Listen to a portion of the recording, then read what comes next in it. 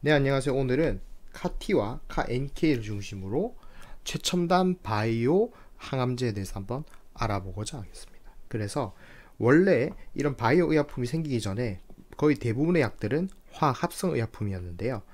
그것이 완전히 땅에서 화학 물질을 합성해서 올라간 타이레놀 같은 제품도 있었지만 식물에서 인간에게 유익한 물질을 정제하고 합성한 이러한 의약품도 있었습니다. 하지만 이 바이오 의약품은 이 두 가지의 아주 놀랍고 진보된 바이오 기술로 인해서 이제 대세로 자리매김할 수가 있게 되었는데요. 첫 번째는 바로 줄기세포입니다. 줄기세포는 다른 세포로 원하는 대로 분화가 가능한 세포죠. 그래서 이 세포를 얻는 방법은 두 가지가 있습니다. 첫 번째로 자기 몸에서 골수의 한 성분인 피를 만드는 조혈모 세포라는 것을 채취해서 줄기세포를 만들 수도 있고요. 아니면 다른 생명체, 즉 다른 산모의 퇴출 혈액으로부터 줄기세포를 만들 수도 있습니다. 그래서 이 줄기세포를 가지고 만든 치료제가 바로 줄기세포 치료제고요. 이 친구들은 재생의학적인 특성을 가진다라고 보시면 되겠습니다. 그래서 어떤 증상이나 병으로 특정 세포들이 이렇게 손상되게 되면 이러한 방식의 줄기세포와 정착을 돕는 물질, 그리고 생장과 분할을 돕는 물질을 넣어서 이런 세포를 비수술적으로 완벽히 복구하거나 어느 정도 복구할 수 있는 것이 바로 줄기세포 치료제고요. 한국의 많은 회사들이 여러 연구를 했고 어느 정도 성공적인 결과를 얻었다라고 보시면 될 것 같습니다. 하지만 이제 항암제 같은 경우는 완전히 반대죠. 어떤 세포를 늘리는 게 아니고 암세포라는 특정 세포를 분열을 못하게 하거나 사면에서 파괴시켜야 되는 것이 바로 이 암세포입니다. 그래서 암세포도 모든 의약품과 마찬가지로 화학 합성 의약품이 원조죠. 그래서 화학적으로 세포에게 피해를 줄 수 있는 물질을 가지고 그것을 피에 투여하는 어떤 요법, 화학요법이 먼저 탄생을 하게 됩니다. 자, 여기서 암세포는 굉장히 분화가 빠르고 증식이 빠르니까 우리 혈류에서 더 많은 영양소와 성분들을 뽑아가게 됩니다. 일반 세포보다요. 그렇게 되니까 똑같이 독을 핏줄에 같은 농도로 이렇게 오염을 시키면 암세포들이 그 물질을 더 많이 흡수하고 대사를 하기 때문에 결국 독성이 암세포에만 집중돼서 암이 사라질 수 있겠다라는 것이 바로 이 화학합성의약품, 즉 화학요법의 요지였죠. 하지만 어떻다? 암세포라는 게 그렇게 잘 없어지지가 않고 그걸 하면서 일반적인 세포까지 독성을 머금어갖고 굉장히 큰 부작용, 어지럼증, 구토, 머리 빠짐 같은 것들, 우리가 흔히 보이는 것들이 이제 생기게 되니까 어떻게 한다? 이게 일반 세포와 암세포를 동시에 화학적으로 공격해가지고는 이 암 치료나 생존율이 낮아지겠구나. 그래서 나온 것이 이기항암제입니다. 그래서 이것이 바로 표적 항암제죠. 즉 이번에는 이 세포 전체를 공격하는 것이 아니고 바로 암세포만 갖고 있는 특징적인 물질을 공격을 하거나 그 특징적인 물질을 감지해서 암세포를 공격하는 방식입니다. 그래서 암세포만이 갖고 있는 신호 전달 물질, 그리고 암세포만이 갖고 있는 세포 표면 단백질, 이런 친구들을 공격하는 것이 바로 이기표적 항암제인데요. 역시 이 친구도 화학적인 공격을 하게 됩니다. 어쨌든 그러니까 내 몸에 이러한 독한 화학 물질들이 들어가니까 핏줄이 굳는다, 구토 이런 것들은 아직도 하게 되는 거죠. 그래서 3기 항암제로 면역 치료 항암제가 나오는데 지금까지는 외부 화학 물질로 암을 죽였다면 이번에는 내 몸에 있는 면역 세포를 가지고 암을 사멸시키거나 분열을 중지시키는 그러한 논리로 이야기 이제 탄생을 하게 되었는데요. 그러면 왜 기존까지는 면역세포들이 암세포를 공격하지 않아서 이게 이렇게 크게 종양이 들 때까지 계속 빠르게 증식을 할 수 있었냐라고 물으신다면, 암세포는 결국 우리 몸에 있는 세포가 돌연변이나 특정 요인으로 인해서 잘못된 악성세포로 분화한 게 바로 암세포입니다. 그래서 이 면역 세포들이 암세포를 외부에서 들어왔던 오염원 세포 바이러스와는 좀 다르게 보고 반응을 하지 않을 때도 있고요. 아니면 우리 몸의 T세포나 이런 다른 면역세포에는 이 세포가 정상세포인지 감별할 수 있는 이런 돌기들이 있습니다. 근데 이 암세포들은 이렇게 이 돌기와 돌기를 마주쳐서 정상세포 검사를 받을 때 신호 방해 물질을 뿌려가지고 이 면역세포들이 제 역할을 할 수 없도록 방해하는 그런 역할도 합니다. 그래서 이 면역치료 항암제는 그렇게 방해를 하는 이 친구들의 팔을 제거를 해버리거나 아니면은 이 친구들 팔에서 면역 작용을 못하게 하는 이 방해 물질을 삭제하는 그러한 방식을 띠는 것이 바로 면역치료 항암제가 되겠습니다. 자, 근데 이렇게 해도 어떻다?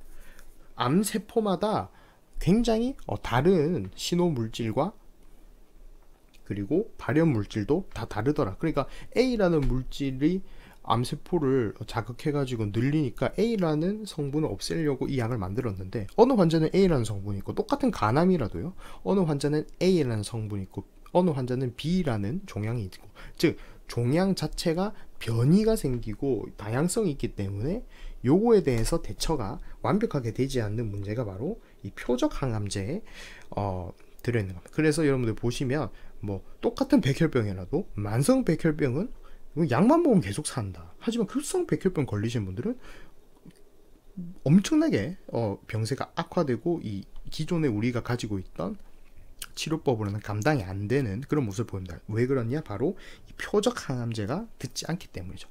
A라는 물질을 우리가 없애기 위해서 약을 투여했는데 이분은 A가 아니고 X라는 물질로 암이 번지고 있었다면 이 약은 아무것도 할 수가 없게 되는 겁니다. 자, 그래서 만들어진 것이 이 사기 항암제죠. 그래서 CAR-T와 TCR-T 그리고 CAR-NK라고 보시면 됩니다. 그래서 여러분들이 뉴스를 접할 때 면역 항암제다라는 말이 나왔을 때 CAR-T, CAR-NK, TCR-T 같은 전문적인 용어가 나오지 않는다면 거의 아무리 효과가 좋아도 이 친구는 4기가 아니다. 3기다 라고 보시면 될 것 같습니다. 그래서 이제 오늘의 주제인 CAR-T와 CAR-NK에 대해서 한번 말씀드리겠습니다.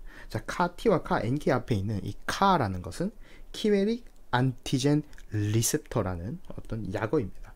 여기 앞에 있는 키메릭의 뜻이 뭐냐? 바로 우리 그리스 로마 신화에 나오는 키메라라는 동물입니다.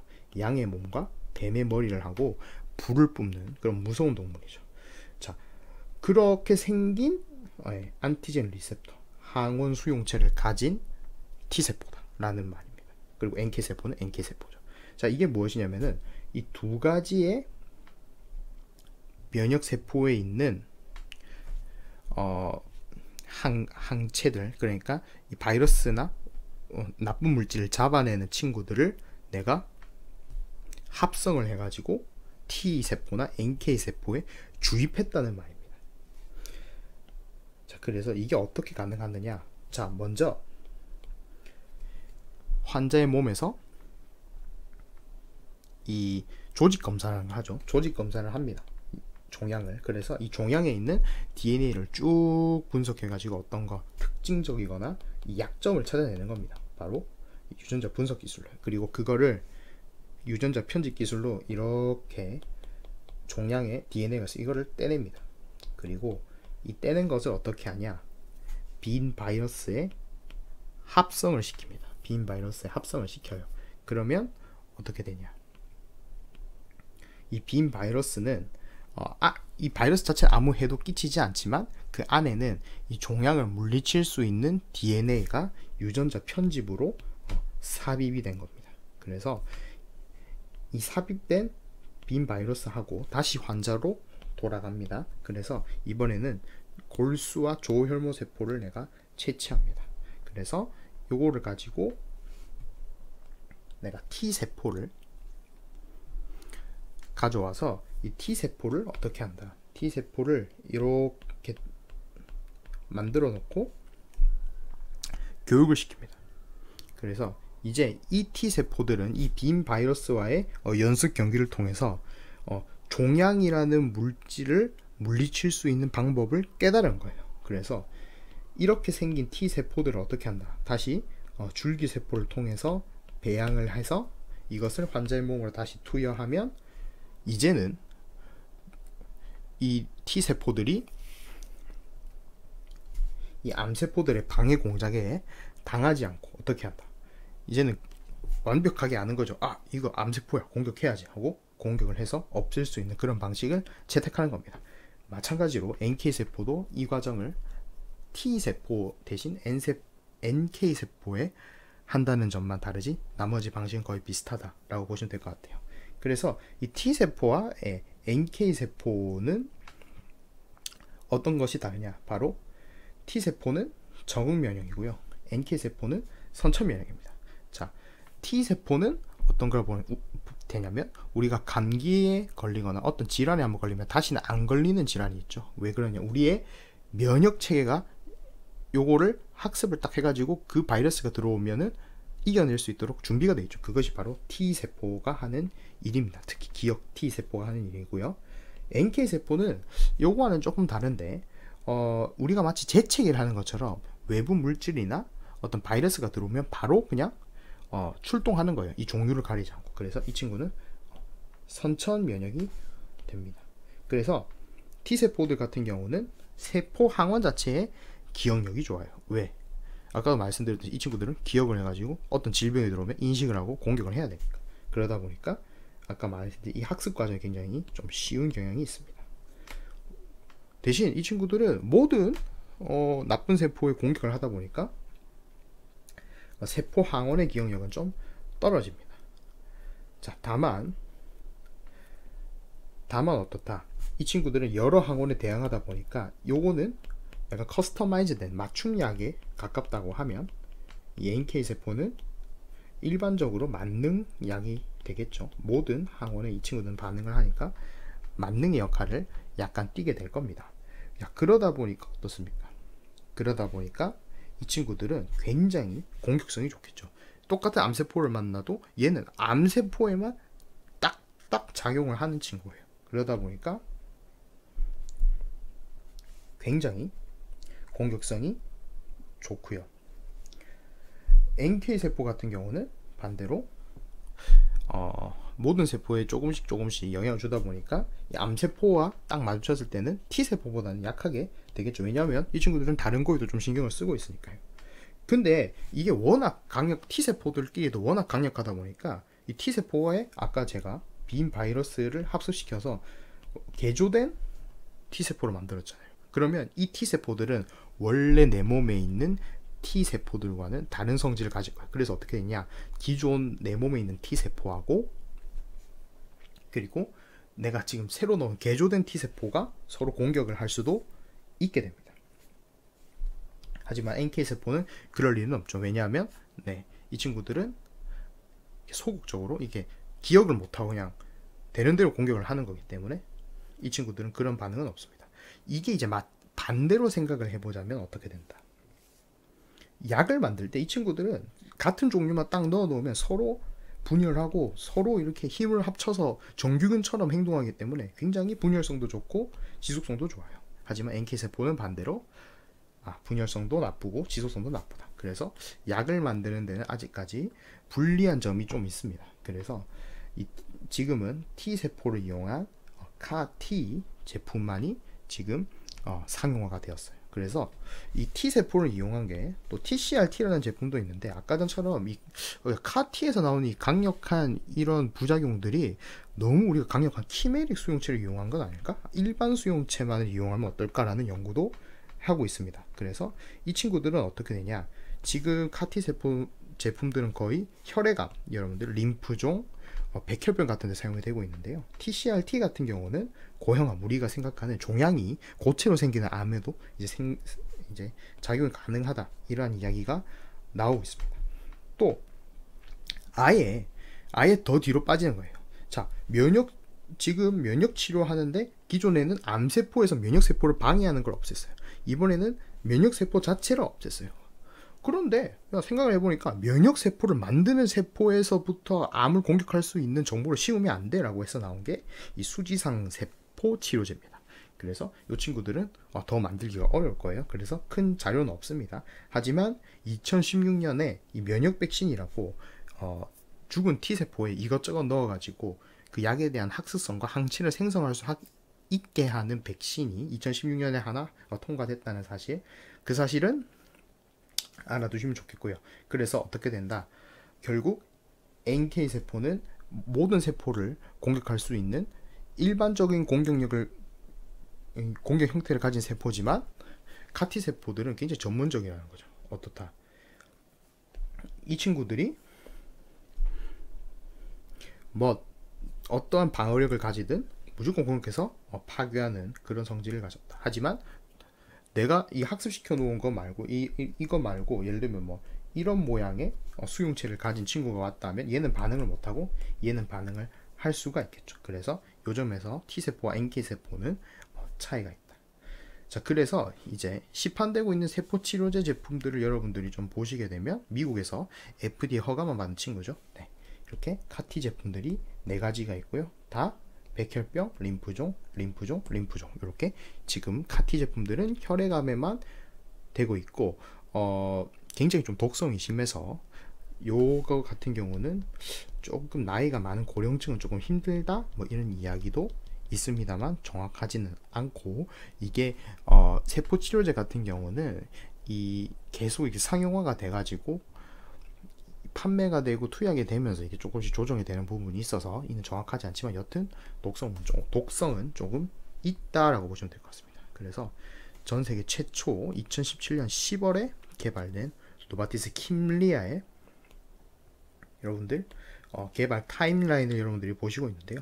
임상 1상은 환자 2명으로 했습니다. 근데 여기에 에밀리 화이트헤드라는 6살 여자아이가 급성 백혈병에 걸렸었는데 거의 뭐 죽는다 이렇게 판정받았었는데 이걸로 살아서 학교를 다니고 있습니다. 그걸로 이미지가 좋아져서 엄청나게 빠르게 되는데 일조를 했어요.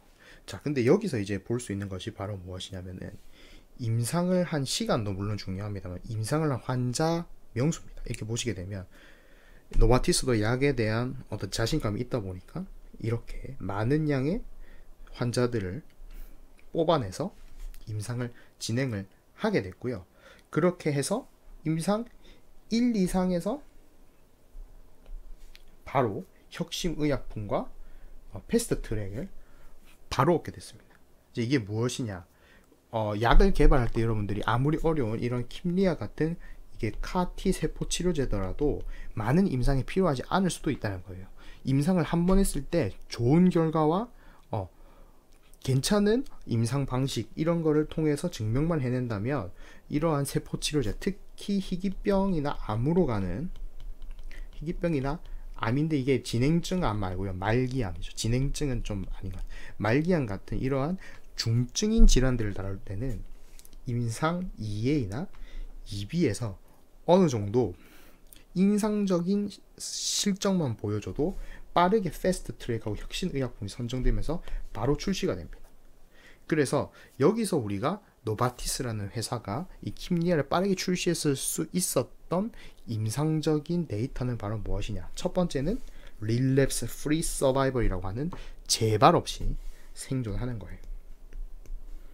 그래서 재발을 안 하고 이렇게 보시면 66%의 환자들이 2년 동안 반절이 급성 골수성 걸려가지고 거의 뭐 이 엄청난 화학 치료를 받아야 되는 사람들 중에서 62%는 24개월 이상 생존을 하신 거예요. 그리고 두 번째는 뭐다? 관해율이죠. 관해. 암세포는요, 제가 말했듯이 몸 안에서 계속 분열을 하기 때문에 내가 육안으로 관찰하거나 이게 피를 뽑아서 그 성분을 추출하지 못했더라도 뼈나 몸 속에 어느 정도 이 전이라는 게 될 수도 있습니다. 하지만 그래서 우리가 암은 완치라는 표현보다는 관해라는 표현을 쓰죠. 그러니까 내가 눈으로 봤을 때는 없다. 자, 그래서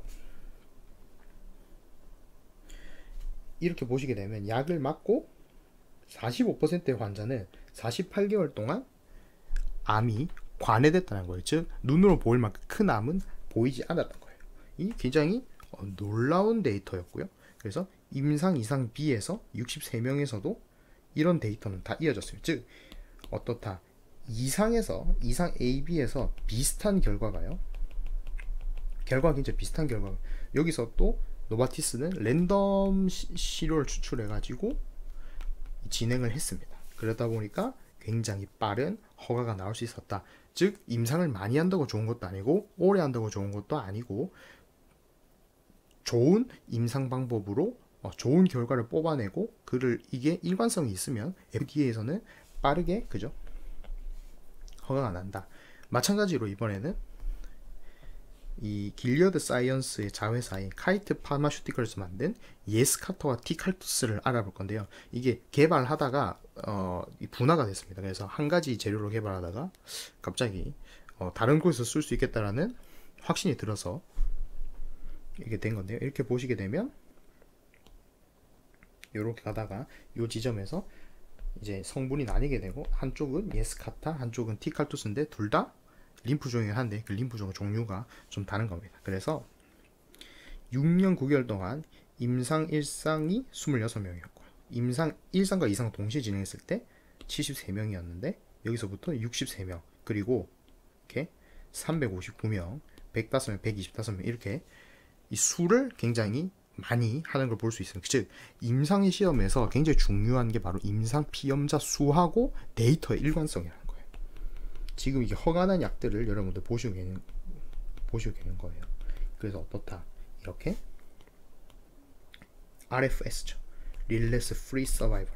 자, 병의 진행 없이, 병의 재발 없이 생존한 비율, 이것이 말기암이라든지 중증 암에서는 굉장히 중요한 지표다. 물론 반응률이라는 걸 봅니다. 그래서 오브젝티브 리스폰스, 컴플리트 리스폰스, 파셜 리스폰스라는 걸 보는데, 그러니까 이 약을 넣었을 때 암세포가 일부분 줄었는지 전체적으로 줄었는지, 우리가 원하는 대로 줄었는지 그것을 관찰하기도 합니다만, 결국 약이라는 거는 환자들이 완치되거나 그 삶의 질을 나아지게 하는데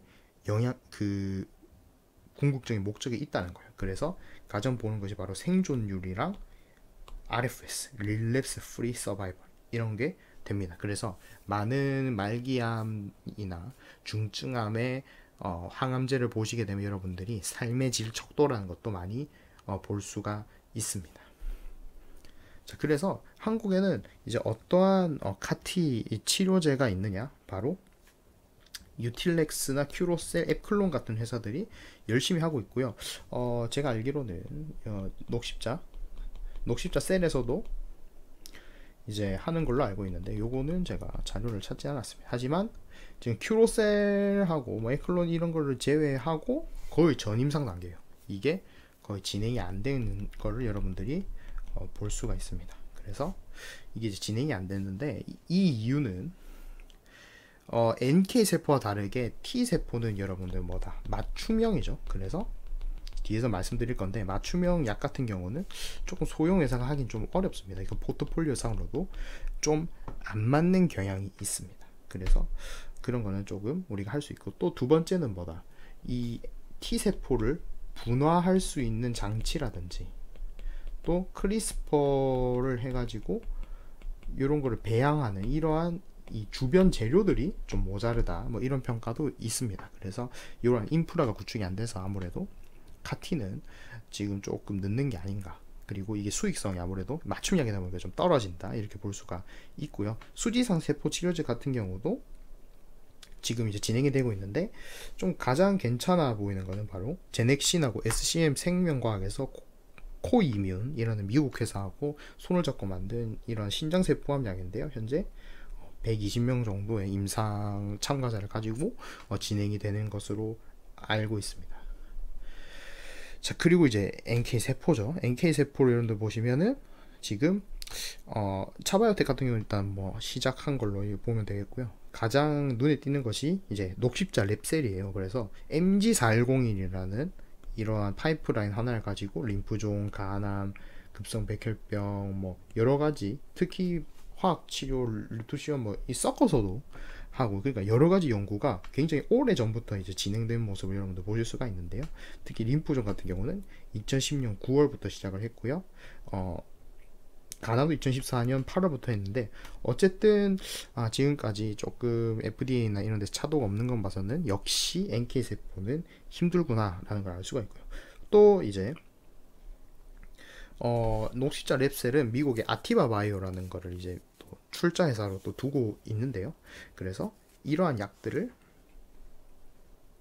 여러분들 이 아티바 바이오 이런 회사들이 이제 하고 있는 것을 여러분들 볼 수가 있는데, 특히 머크가 이렇게 파트너를 맺어서 라이센스 아웃을 한 걸 볼 수가 있는데, 아무래도 머크는 대형 제약사다 보니까 이제 자기들이 갖고 있는 어떤 NK 세포 분화라든지 아니 그럼 유지라든지 이런 것을 여러분들 녹십자나 아티바 바이오 하는 것보다는 좀 잘 할 수 있을 거라는 기대감이 있죠. 그래서 그걸 가지고 기대감을 좀 사지 않았냐. 그래서 머크가 가져가는 걸 보니까 카티처럼 카 NK도 시간을 좀 가지고 기술 발전을 가능할 수도 있겠다만, 다만 시간은 좀 많이 걸릴 것 같다. 그래서 요거는 이 녹십자 랩셀에서 췌장암이나 이런 관련해서 나온, 즉 고형암 관련해서 한 이 임상 결과인데요. 이렇게 보시게 되면 NK 세포를 넣었을 때 하루 가고요, 4일 가고, 어떤 사람은요 몸에 안 맞으면 1시간만 가는 사람도 있습니다.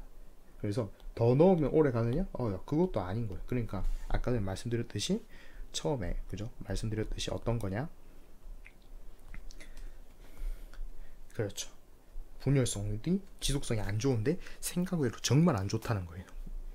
그래서 요거에 대한 연구가 추가로 필요하다. 즉, 이 약이 얼마나 효과가 있는지 보다 이 NK 세포가 이 사람들에게 이렇게 상업적으로 투여됐을 때 한 번 맞고 어느 정도 약효가 지속되고 기대할 수 있을 정도로 유지되는가도 중요한 포인트인 것 같습니다. 그래서 이 약을 맞았는데 그 약효가 1시간밖에 안 가면은 이거는 완전히 해열제죠. 근데 NK 세포를 만드는 거를 여러분들 다시 한번 보시게 되면, 피에서 NK 세포를 똑같이 뽑아가지고 내가 카 해가지고 그거를 줄기세포로 배양하면 그게 얼마나 돈이 많이 들겠습니까? 실제로 카티를 하는 킴리아 같은 경우는 이게 지금 4억이에요. 그죠? 예스카타는 한 3억 정도, 4억에서 5억인가요? 아무튼 얘는 3억에서 4억 정도 하는 걸로 알고 있습니다. 근데 그 정도 가격을 줬는데 이 세포가 하루를 안 가버리면은 그거는 참 치료받기가 좀 곤란하지 않을까 싶습니다. 그래서 그 점도 여러분들 좀 참고하시면 좋을 것 같고요. 박셀바이오 최근에 아주 핫하죠. 그래서 박셀바이오는 진행성 간암에 대해서 병용요법을 썼어요. 그래서 기존 화학 치료제를 먹으면서 이제 그 사이 박셀바이오 NK 세포를 넣고 또 뒤에 그 또 화학요법을 하고 이상도 이제 시작을 한다고 하는데, 역시 같은 병용요법입니다. NK 맥스라는 회사도 마찬가지인데요. 이렇게 병용요법을 통해서 진행을 하고 있는 것을 볼 수 있습니다. 이제 이게 병용요법이 그죠? 우리가 안 좋은 기억들이 좀 있습니다. 바로 이제 신라젠이 3상에서 허가가 안 된다는 게 뭐냐면은, 이게 기존에 있는 약하고 그리고 신약을 같이 먹다 보니까 정말 효과가 나타난 것이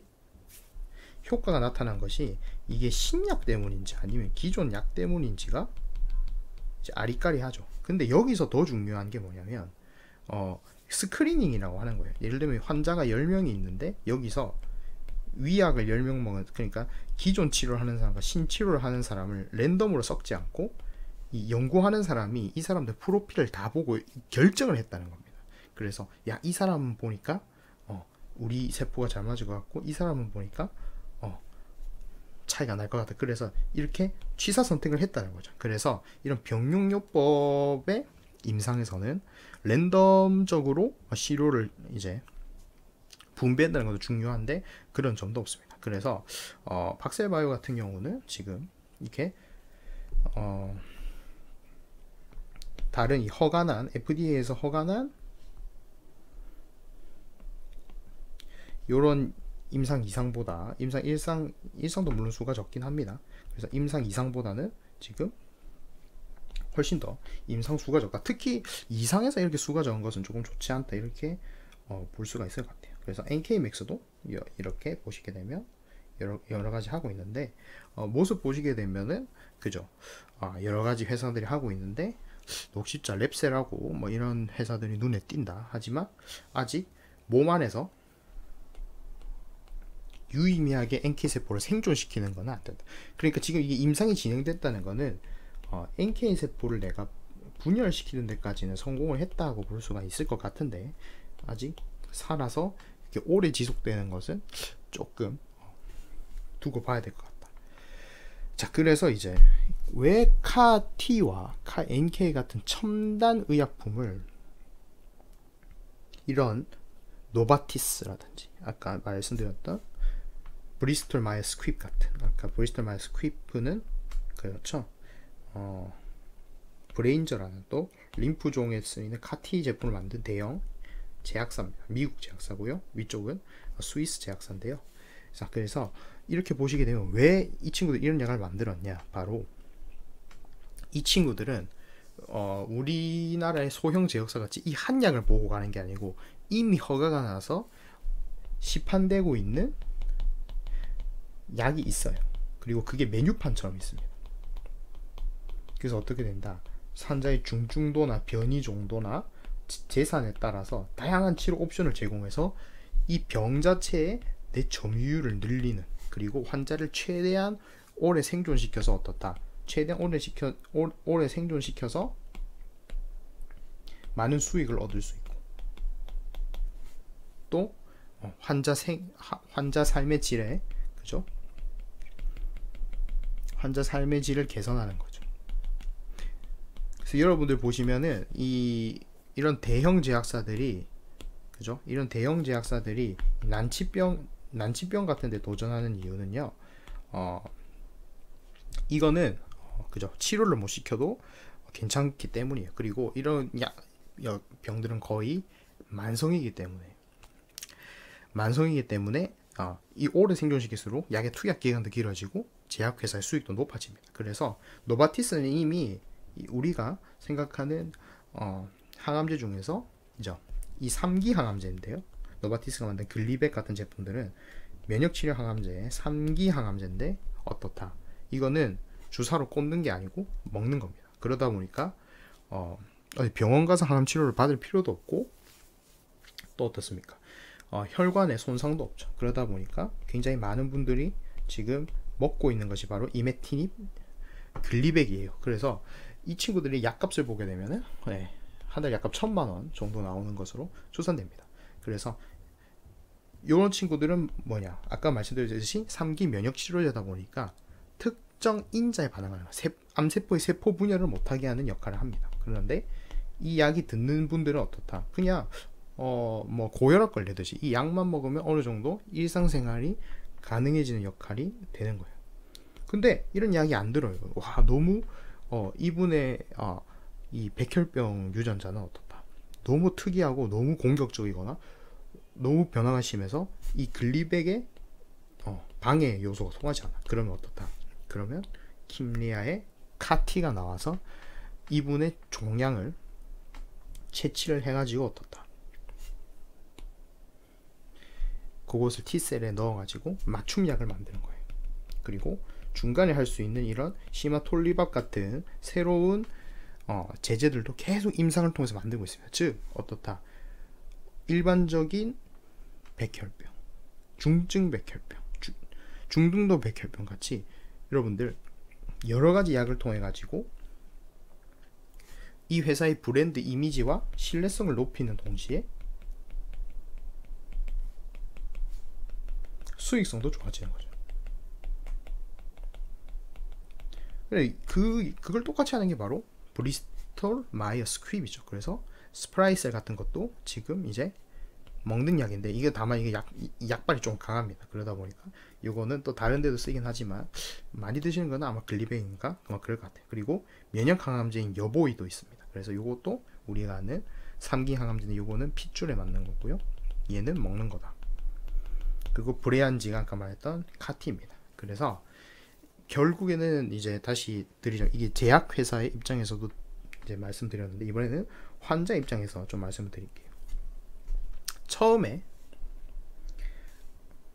항암 치료를 시작하면 효과가 좋습니다. 하지만 점차 부작용이 누적되고 체력이 이제 떨어지면서 약효가 감소하고 부작용이 올라오죠. 막 구토하고 설사하고, 약은 약대로 안 듣고 퉁퉁 붓고 간도 안 좋아지고 심장에도 무리가 옵니다.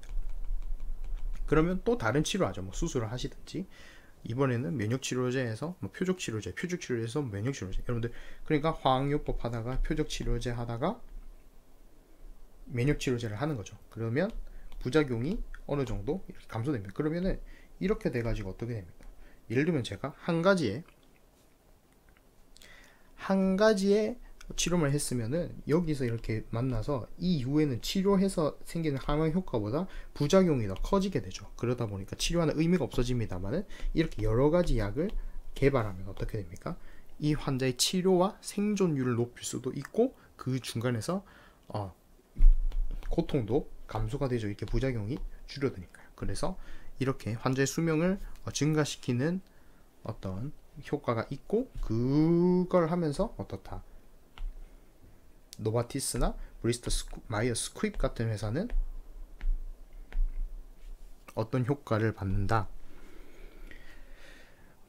오랫동안 매출의 효과를 받는다, 이렇게 말씀드릴 수 있을 것 같아요. 그래서 다시 돌아가자면, 우리나라 기업들이 한 가지의 약, 카티나 카NK를 만들어서 만약에 출시를 한다고 하면, 지금 셀트리온의 약과 마찬가지로 기존 시장보다 엄청나게 싸거나 엄청나게 약효가 좋은, 그걸 보여줘야 됩니다. 그래서 지금 뭐 시장이 10조다, 뭐 이 약을 만들면 20조다, 뭐 이렇게 말하는 게 있잖아요. 그거는 그 약을 아까 말씀드린 대로 노바티스나 브리스톨 마이어스 스퀴브 같은 회사가, 이런 대형 제약사들이 만들었을 때의 얘기입니다. 이게 왜 중요하냐면, 이들은 여기서 어떤 시점이 되면 이 약을 교체하세요라는 약과 약 사이에 이동에서도 논문이 있고 가이드라인이 명확하고요. 만약에 의사들이 이 환자에게 약간의 잘못된 치료를 했다 하더라도 실제로 어느 정도의 책임은 이 친구들에게 분산할 수 있습니다. 왜? 이 친구들은 국제적이고 명성이 있고 아주 대형이면서 오랫동안 업력을 유지했기 때문에. 그렇기 때문에 이렇게 지금 넘어가는 요즘의 항암 시스템 있죠. 넘어가고 수술하고 화학요법하고 수술하고 표정항암제 넣고 하는, 이렇게 넘어가는 이런 항암 시장은 아니죠. 항암 체계에서는 이러한 친구들이 네임밸류와 그리고 이 체계적인 시스템 때문에 가능한 겁니다. 그래서 어떻다?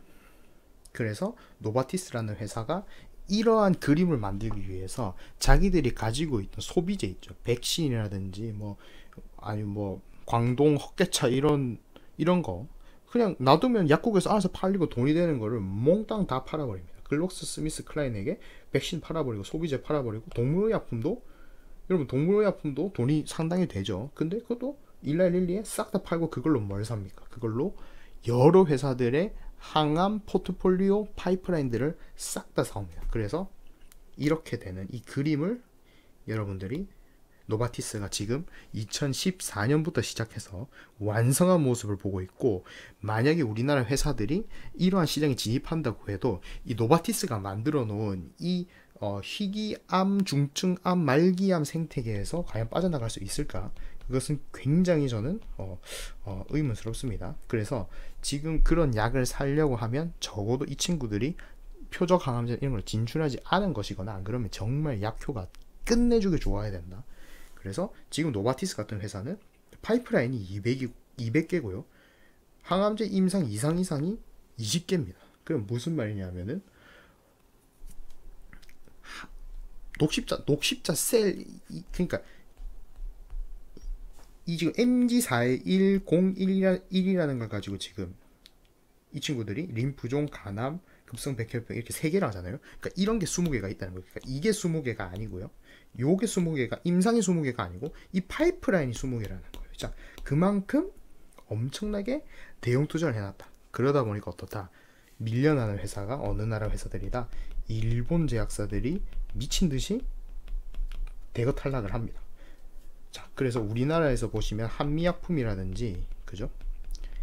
LG 생활건강이고 LG 사이언스인가요? LG 라이프 사이언스. 그래서 옛날에 이제 LG 화학하고 합병한 게 있습니다. LG 생명과학이 이제 미국에 진출했던 일부 항암제들이 그죠? 요거는 있어요. 약효 부족과 마케팅이 안 됐고 그죠? 가격 경쟁력이 안 맞아서. 자, 그 말은 무엇이냐? FDA 허가받을 만큼의 성적은 나왔습니다. 하지만 의사들은 이 생태계, 대형 제약사가 만든 이 생태계에서 벗어나기 싫었던 건데 거기다가 뭐까지 추가됐다? 특수 맞춤 약까지 치료된 거예요. 그러니까 그냥 일반 고객, 우수 고객, VIP 고객으로 나뉜 거예요. 그러다 보니까 어떻다? 의사 입장에서도 환자에게 맞는 솔루션을 제공하기가 용이해졌고, 환자 입장에서도 이런 대형 회사들이 이러한 희귀적인 병변 하나를 위해서 여러 가지 약을 개발했다는 거에도 옵셔널을 느끼게 되는데, 여기서 뭣도 모르는 중소기업의 약으로 넘어가기가 쉽지가 않다는 거죠. 특히 어떤 시장에서 보험이 적용되는 시장에서는 안 그렇다는 거예요. 이게 비급여로 된다면 제가 되겠다. 하지만 보험이 있는 세계 대부분의 시장에서는 우리나라 작은 제약사들의 먹힐 확률이 좀 낮다. 그래서 한국 제약사들이 바라볼 곳은 FDA다. 그래서 FDA 허가가 나는지 안 나는지가 중요하다. 특히 그것 때문에 지금 그죠? 백혈병 한우에서 여러분들 어떻다? 킴리아 건보 적용 요거를 굉장히 밀어붙이고 있습니다. 요거를 하고 있어요. 근데 저도 그건 맞다고 생각은 하지만 여튼 회사 입장에서, 우리가 비즈니스 입장에서 보자면 그렇다. 이러한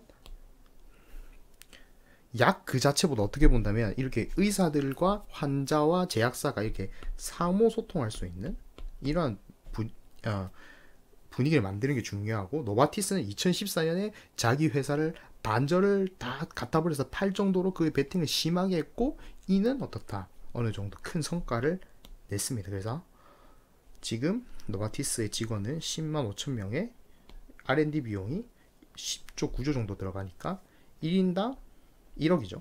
근데 스위스 물가가 한국 물가보다 높지 않습니까? 그래서 그거에 대해서 생기는 오차는 우리가 죽여줘야 돼요. 그래서 그렇게 죽이면 7,780만 원이고요. 그렇게 되면 이렇게 연구비가 나오게 됩니다. 즉, 이 항암을 해서 성공한 회사는 한 7천만 원 정도 투자했다는 겁니다. 그것도 어느 동안, 꽤 오랜 시간 동안. 그렇죠? 2014년에 이게 했다 치면, 지금 이게 딜이 떴다 치면은 그 이후에는 거의 지속적으로 갔죠. 그래서 7,700에서 한 15% 반씩 한 6,500에서 7,000? 그 정도의 크라이테리아로 여러분들 본다면 어떻다? SK 바이오사이언스 이런 친구들, 유틸렉스 이런 친구들이 하고 있구나. 근데 어떻습니까? 노바티스는 파이프라인 지금 20개에 10만 명이죠. 근데 이 친구들 거의 보면 파이프라인 한 개 아닙니까? 근데 연구 인력을 보십시오. 연구 인력이 작죠. 근데 연구 인력이 작다고도 나쁜 건 아니에요. 아까 전에 봤을 때 또 그죠? 물질이 괜찮으면 이렇게 그냥 하다 보면은 좋은 결과가, 좋은 임상 결과가 쭉 나와서 이러한 아주 객관적이면서도 일관적으로 결과가 쭉 나오게 되면 어떻다? 임상이 빨리 성공할 수 있다. FDA에서 이러한 중증병 같은 건 빨리 허가를 해준다. 그래서 이 자체가 그다지 문제가 없을 수는 있지만, 어쨌든 회사의 경쟁력을 볼 때 중요한 게 생각보다 이 지표와 이 지표가 아닌가. 이 지표도 중요하겠죠. 그래서 이렇게 연구 인력이 적은 이런 박셀바이오 같은 회사가 한 가지 박스 NK만 하는 게 아니고 여기서 DC 세포도 하겠다 이렇게 되면 그거는 좀 말이 되지 않는가. 그러면은 대학교 동아리가 그죠? 암 치료하는 신약을 만들어낸 거다. 그죠? 그래서 그런 점에 있어서 박셀바이오가 조금 찜찜한 거는 또 어쩌나 있을 것 같아요. 그래서 항상 거품 논란이 있는 거고요. 그래서 여러분들 이런 지표를 보시고 이제는 신약이 아닙니다. 이미 2014년에서 노바티스가 불을 이후에 이게 성과가 힘리아로 2018년부터 나기 시작했습니다. 이제는 항암이라는 게 기존 3스텝에서 4스텝까지 됐고, 여기서 수술이라는 것까지도 오면 5스텝도 가능한 방식이 됐죠. 그래서 여러분들이 그래서 이 라이센스 아웃을 많이 보는 것도 바로 그것입니다. 그래서 이런 작은 회사들이 약을 갖고 있는 것보다 큰 회사들이 이걸 받아서 이 사이클 안에 넣는 것이 오히려 도움이 된다는 거죠. 그래서 여러분들 보셔야 될 게 뭐냐, 먼저 1번 한국제약회사를 하실 때 이 기술력과 상관없습니다. 대단 1번은 겹치면 안 됩니다. 정말 말이 안 되더라도, 뭐 큰 성과가 없는 것 같아도 다른 걸 하잖아요. 이 대형 제약사들이 하는 것과 다른 걸 해서 어느 정도 성과만 나면 어떻다? 팔리는 겁니다. 즉 녹지주사 랩셀의 고형암 NK세포, 기존에 노바티스가 하던 혈액암하고는 좀 다른 방식인데 미국에서 임상을 좀 진행해보자 하면서 어느 정도 잠재력이 보이니까 어떻다? 머크가 떠간다. 자, 이런 식으로 여러 임상이 나왔는데, 그죠? 항암제의 경우는 겹치면 안 되고, 임상 결과가 나오는데 라이센스 아웃이 없으면은 그것도 더 불안한 겁니다. 예를 들면 뭐 임상 3상 진행하고 있는데 아무도 라이센스 아웃을 안 했어요. 뭐 미국 뭐 판매 이런 것도 없고 뭐 컨택도 없고 우리는 우리 스스로 팔겠습니다, 이런 말이 나오면 그것도 살짝 불안하지 않느냐라는 말씀을 드리면서 오늘은 결국 마지막으로 기술력보다 더 중요한 건 이제는 결국에는 약이 이미 많이 개발이 되고 제약이라는 것이 성숙하는 지금 상태죠. 모두가 줄기세포를 할 수 있고 모두가 카티를 할 수 있고 이런 벤처들도 많아지는 상황에서 과연 수익성이 있고 정말 괜찮은 시장을 공략하는 제약주를 사는 것이 우선이다, 뭐 이렇게 생각을 하면서 여러분들 카티와 카NK에 대한 얘기는 여기까지 마치겠고요. 이 과학적인 설명이 좀 부족했더라도 여러분들 많은 이해 부탁드리면서 다음 영상도 봐주시면 감사하겠습니다.